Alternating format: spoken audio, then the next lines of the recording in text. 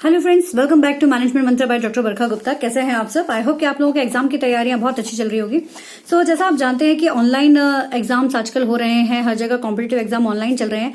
But अभी set का जो एग्जाम है वो आप जानते हैं ऑफलाइन मोड में हो रहा है। जो अभी आप लोगों के जो एग्जाम चल रहे हैं जो ऑफलाइन मोड में चल रहे हैं, तो उसमें आपको क्या क्या प्रिकॉशंस है जो आपको रखने हैं या क्या क्या डूज एंड डोंट है जो आपको फॉलो करने हैं, उसी के ऊपर ही छोटा सा वीडियो हम आज लेकर आए हैं जो आपको हेल्प करेगा। कुछ आपको टिप्स प्रोवाइड करूंगी जिससे आपका पेपर बहुत अच्छा जाएगा और वो आपको हेल्प भी करेगा आपके पेपर को और ज्यादा स्मूथली बनाने में।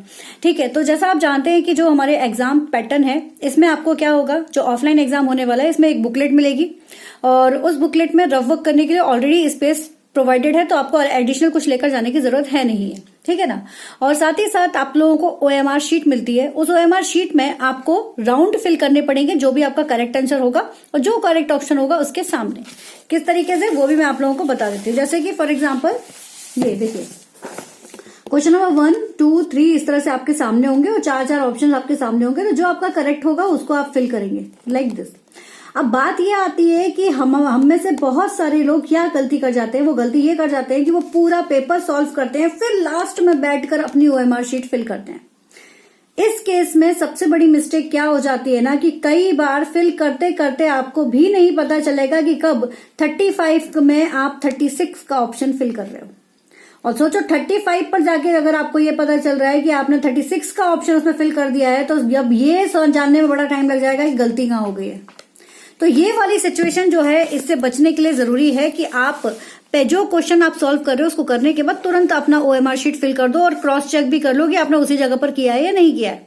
ठीक है, तो इस तरह से अगर आप करते जाओगे तो उसका सबसे बड़ा बेनिफिट क्या मिलेगा कि आपने पेपर जो है स्टार्ट किया है आपने क्वेश्चन नंबर 1 से, तो क्वेश्चन नंबर 1 से आप करते जा रहे हो, तो जो जो क्वेश्चंस के ऑप्शंस आपके रह जाएंगे वो आपको पता चल जाएंगे। आप दोबारा से उस पर जाकर उसको सॉल्व कर सकते हैं।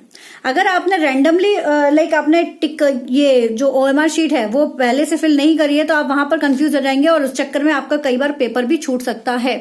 तो इसलिए OMR शीट जो है उसको कंटिन्यू बेसिस पर आप फिल करते जाइए, ये बहुत ज्यादा जरूरी है। दूसरा, जब आप उसको फिल करते हो तो पूरा फिल करिए। ऐसा नहीं है कि खाली एक डॉट आपने फिल कर दिया या हाफ फिल कर दिया, वो काउंटेड नहीं होगा। आपको उसको फुल्ली जो है वो करना पड़ेगा। तीसरी चीज ये है कि ना अटक वाला फंडा आपको अपना के रखना है। उसका क्या सेंस है? उसका ये सेंस है कि आप जानते हैं कि सारे के सारे जो क्वेश्चंस हैं वो सारे जो है वो इक्वल मार्क रखते हैं, तो इसलिए किसी एक क्वेश्चन पर ज्यादा समय देने का गलती बिल्कुल मत करिएगा। जितना समय अलॉटेड है बस उतना करो और काम खत्म। ठीक है, चाहे वो DI का क्वेश्चन हो या फिर कोई ऐसा क्वेश्चन है जो आपको मल्टीपल स्टेजेस वाले जो क्वेश्चन आते हैं वो है जो आपका समय बहुत ज्यादा ले रहे हैं, जो पर्टिकुलर टाइम है उसको लीजिए, उसके बाद उसको छोड़ दीजिए। ये बहुत इंपॉर्टेंट है। इसके बाद नंबर ऑफ क्वेश्चंस आपको देखना जरूरी है कि आपने कितने, जैसे आपने OMR शीट की है तो उसके थ्रू आपको पता चल जाएगा कि आपके कितने क्वेश्चंस रह गए हैं, तो उनको आप अपना लेकर फ्री कर दीजिए। ठीक है, और यस एक और चीज है, जब ऑफलाइन जो मोड चलता है ना, इसमें अगर आपने पेपर पे कुछ भी सॉल्व किया है without rough work, like rough work पे आप करते हो समझ में आता है, लेकिन कहीं पर भी और कर दिया ना तो वो भी आपको एक नेगेटिव इम्पैक्ट डाल सकता है। एक प्लस फायदा आपको ये भी मिल जाता है कि जो OMR शीट है उसके नीचे कार्बन कॉपी लगी रहती है, वो आपको लेने की परमिशन रहती है, जिससे आपको ये पता चल जाता है कि आपके कितने क्वेश्चन सही हैं कितने गलत है, वो आप बाद में भी चेक कर सकते हैं। अब आपको करना क्या है, आपको ये ध्यान देना है कि जो भी क्वेश्चन आप कर रहे हो, जैसे मैं मैनेजमेंट की बात करूं तो मैनेजमेंट के क्वेश्चन जो रहते हैं वो ज्यादातर कॉन्सेप्चुअल बेस्ड क्वेश्चन ही रहते हैं। अगर आपने पढ़ाई अच्छे से की है, आपको पता है कि परफॉर्मेंस अप्रेजल क्या होता है, परफॉर्मेंस अप्रेजल के बायसेस क्या होते हैं, तो आपको बिल्कुल दिक्कत नहीं आएगी। आपको पता है कि काइजन क्या होता है, कानबन क्या होता है, तो आपको बिल्कुल दिक्कत नहीं आएगी। आप इजीली इस तरह के क्वेश्चंस को सॉल्व कर जाएंगे, क्योंकि यहाँ पर क्वेश्चन ज्यादातर जो है वो डायरेक्ट पूछे जाते हैं। नेट की अगर आपने प्रिपरेशन की है तो नेट से एक लेवल इसका थोड़ा सा नीचे ही रहता है, तो आप इजीली इसको कर जाएंगे। तो इन चीजों को आपको ध्यान में रखना है। कॉन्सेप्चुअल बेस्ड क्वेश्चन रहते हैं, इसलिए आपको थोड़ा सा कंसेप्ट को क्लियर करके ही जाना है, इस चीज का ध्यान रखिएगा। और क्वेश्चन में ही आंसर फिल रहता है, उसी को आप जस्ट पकड़ने की कोशिश कीजिए, आप इजीली इसमें कर जाएंगे। और जैसा जानते हो नेगेटिव मार्किंग नहीं है, पूरा पेपर सॉल्व करके आना। और सबसे इंपॉर्टेंट है कि आप यहाँ पर जो मैंने आपसे कहा कि टाइम मैनेजमेंट का थोड़ा सा ध्यान देना कि पेपर 1 पेपर 2 के लिए टाइम को फॉलो करते हुए चलना, तो आप पूरा पेपर आपका आसानी से हो जाएगा विदाउट एनी डिले।